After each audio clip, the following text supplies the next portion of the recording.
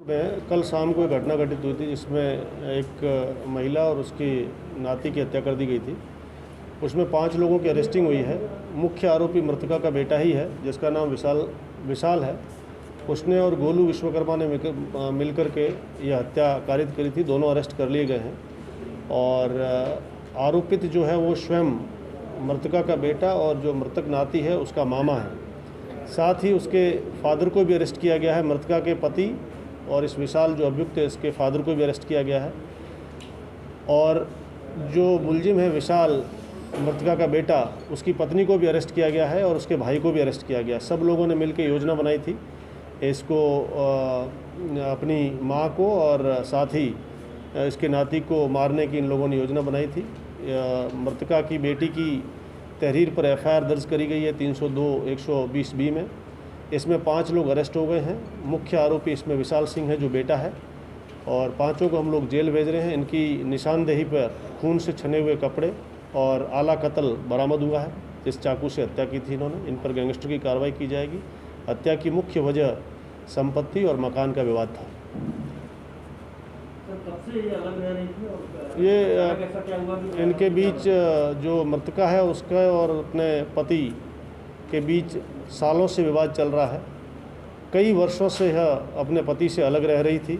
यह अपनी बेटी को साथ रखना चाहती थी और नाती को साथ रखना चाहती थी। इसका पिता और इसका बेटा दोनों ही इनको साथ नहीं रखना चाह रहे थे। इसी बात को लेकर के, मकान को लेकर के विवाद चल रहा था इनका।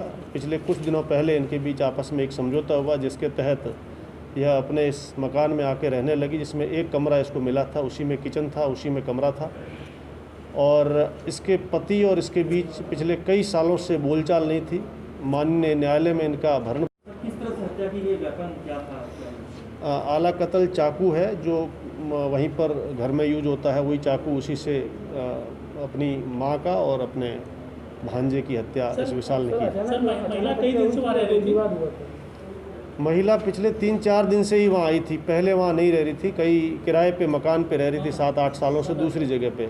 इस जगह पे जिस जगह हत्या हुई है, जो इस खुद का मकान है अभियुक्त का, इसमें आए हुए बहुत ही कम समय हुआ था और इसी कम समय में भी आपस में बोलचाल नहीं थी। यहाँ तक कि मुलजिम की पत्नी जो है वो भी मुलजिम है इसमें, वह अपना घर छोड़ के चली गई थी कि इसकी माँ यहाँ पर क्यों आ गई।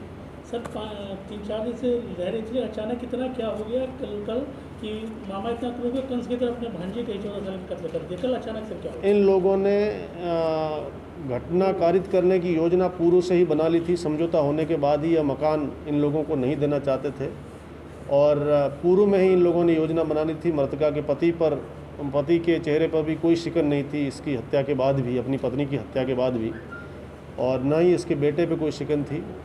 इन लोगों ने पूर्व में ही योजना बना रखी थी और इस योजना का तात्कालिक रूप से कल जो है उसको उन्होंने अंजाम दिया। सर, शातिर बीएन सिंह का क्या रोल है?